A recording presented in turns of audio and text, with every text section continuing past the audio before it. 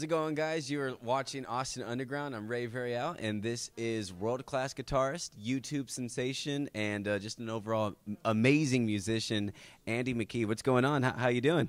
I'm doing good, man. You're doing good, quick and simple. Well, first of all, how long have you been playing guitar for? Well, let's see. I'm 35 now, and I started playing when I was 13. So what is that? 22 years?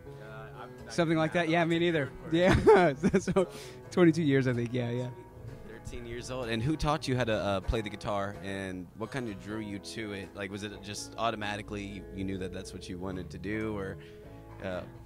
Well, actually, man, it's kind of interesting. It has a tie to Austin. When I was 12 years old, I heard a guitar player named Eric Johnson on the radio. He's an Austin-based guitar player. And back then, he actually had an instrumental electric guitar song called Cliffs of Dover on the radio. Probably the last instrumental guitar thing that was ever on the radio, probably ever will be. But, it just blew my mind. And so I instantly fell in love with the guitar, but I also fell in love with instrumental music, at kind of at the same time. So I got a guitar for my next birthday when I turned 13, and that's pretty much, the rest is history, I guess. So, yeah. That's awesome. So Austin roots right there, man. Going to it. Sweet. So how old were you when you first did, you performed in front of a crowd, and what were your emotions when you did it? Like, man, you had to be nervous or just going, I assume you're 13, so you probably did it pretty young. Yeah, actually, it was when I was 14, like shortly after my 14th birthday, me and some friends had a little band we put together, and we played in the middle school talent show. And we did Enter Sandman by Metallica. Nice. Yeah, and oh, dude, we were like the coolest kids in the universe. Like, oh, totally. Yeah, so we were kind of like the outcasts a little bit. We were like the rock and roll kids, but then we got up and played Enter Sandman. It was like, we were so cool, So and that was another, moment. It's like, yeah, I think I'll play guitar. Yeah. You start getting the girls, and it's like, okay, yeah, this is what I'll do. So your YouTube videos have over 50 million views, that's incredible. Be honest, do you go back and check these on the reg? Or you like, yeah, I'm past 50. You're like 54 million right now, or something like that. And what was going through your mind when it first started blowing up? Like, I mean, it had to be crazy, but yeah. Yeah, man. It was crazy, Yeah, we just put some videos up on YouTube in 2006. I was with an independent label that was kind of focused on instrumental acoustic guitar, like I do. And it was just this guy really that liked acoustic guitar music decided to start a label, and so he didn't know anything about the business. It was like trying to promote. It was like, well, there's this new website, YouTube, shoot some videos and throw them up there, And so we got in early, and I think it was late 2006 we put them up, and one of mine in particular went viral. It was a song of mine called Drifting, and and it crossed like 50 million this year. So it's just been crazy. We never expected anything like that when we put them up. We just thought maybe we'll reach some people that are into acoustic guitar, and they'll discover who I am and some of the other guys in the label. But it really kind of crossed over just to anybody. Not necessarily just guitar players. And suddenly I was a guitar teacher in Kansas, where I'm from, and then just suddenly getting opportunities to go play all over the world, and just changed my life. So that's incredible. Just 50 million views, that's ridiculous. That is ridiculous. If I had a bad day, I'd just be like, having a bad day, but 50 million people love me, so. So this is pretty cool, man. I read that you obtained your GED, so you didn't have to go to high school anymore, so you could focus on guitar. Is this true? Yeah, it kind of is. Actually, me and my siblings, we're all kind of similar, like, I don't know, just the school environment is a little bit weird for us. I mean, we all like to learn and stuff, but I don't know why. It's just like felt awkward at school a bit, and so, we all ended up dropping out, not just me. Oh. But yeah, but we're all doing good, fortunately. We all figured it out. So, I played a lot of guitar, and I even thought I'd go to university, but just had the same sort of weird feeling. I don't know, like institution-based learning. I like to learn on my own or one-on-one with a teacher, kind of. So it's just the way I am, I guess. That's awesome. All right, so we know you're amazing on the guitar, but how many instruments do you play? Do you play any other instruments other than guitar? Yeah, actually, I play the bass guitar some, and also piano. I wouldn't say I'm really, really great at either of those. I think they're kind of just around my studio and I play them a bit. And I have written a solo piano piece, which is on my new EP that came out this year called Myth Maker. So I do have that, but you know, mostly it's guitar. And I play harp guitar, which I've got here tonight. I'll play that too. It's kind of like a guitar, but with extra sub bass strings. Oh yeah, it looks crazy. It's awesome. Yeah, pretty unusual instrument, but yeah, I love doing stuff on that too. So, but that's about all. That's about the instrument. Yeah. Was it easier to learn playing the other instruments since you already knew guitar, or I mean, is it still?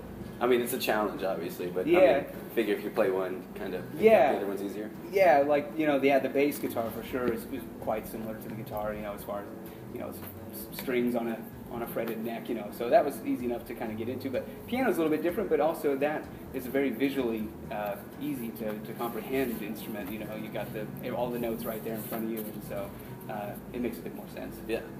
Very nice, very nice. So you were talking about your latest album. It was Myth Maker. Yeah. Myth Maker. Okay, Myth Maker. So I actually listened to it, and it all is instrumental, guitar, and obviously you have the piano and stuff on there. Do you sing at all? You know, not on a recording yet.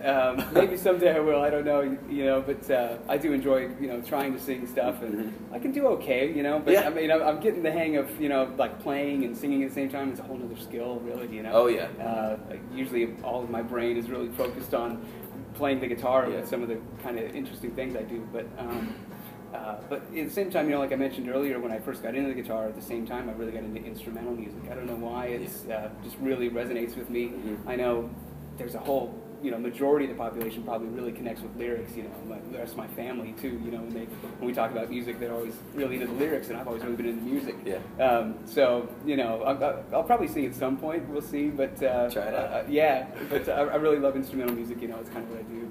Yeah, and that's a testament to your talents as well, because not many musicians can say that they don't sing and they're have 50 million YouTube views and they're on tour and things like that. So you're not in like a rock band playing Enter Sandman or a cover band. You're out here like you're here in Austin, UT, man. Dude. It's awesome just traveling around. So it's very exciting stuff. So I remember what I was going to ask. So you said you have these fans, meeting the fans and stuff are amazing. Do you have any like crazy fan stories, or like the craziest venue that you played at, or just anything on tour that you could share with us? That's a hard one. Sure, man. I don't know about a crazy fan really. I mean, everybody's pretty cool. I don't know if there's anything like creepy, like following me to every city or anything like that. But I don't know, like I guess maybe a cool venue, like you mentioned, that one for me would be, I actually got to play with Prince a couple of years ago. Oh, whoa. Yeah.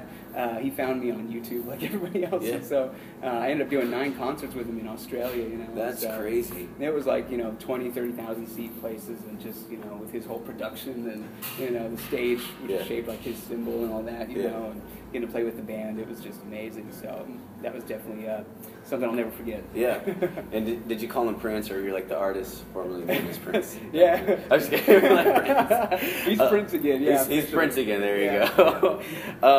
Okay, so you're from Topeka, Kansas.